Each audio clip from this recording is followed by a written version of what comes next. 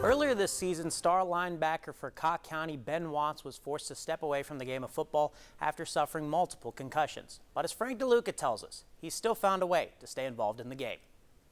When you play a Ben Watts style of football, you have to be kind of fearless. For personal health, you can't really think about that. He's probably the hardest hitting pound-for-pound kid that I know. But with hard hits come hits to the head. And after something like 9 concussions, you have to start considering the risk. I guess it was preseason. I told my parents, I was like, I'm getting one more and then I'm done. That one more came in a hurry.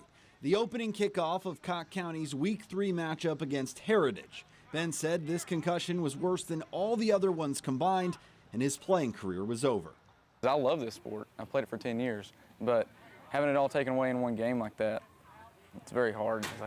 It's hard to cope with for the first weeks. And he's still feeling the effects. Most days I have to write stuff down, like stuff that I have to plan, because I won't remember it the next day. Ben says a ton of support has made his recovery easier. Support from people like head coach Scotty Dykes. I talked to him late that night after it occurred, him and his parents, and kind of knew what the situation was kind of going into it.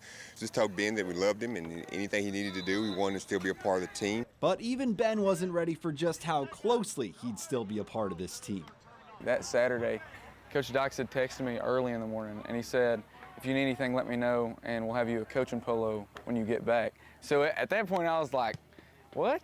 And since then, Ben has been serving as an assistant coach for Cocke County. He's still getting used to a new dynamic with his peers, though. Hold on, he's played 2 more games than me. He still ain't got any stickers. My friends have taken it better than I have, because they don't even call me Ben anymore. Like, it's sir and stuff. I'm like, I don't really like that. It's kind of weird, but you know, it's great. And by all accounts, Ben has been great in the role.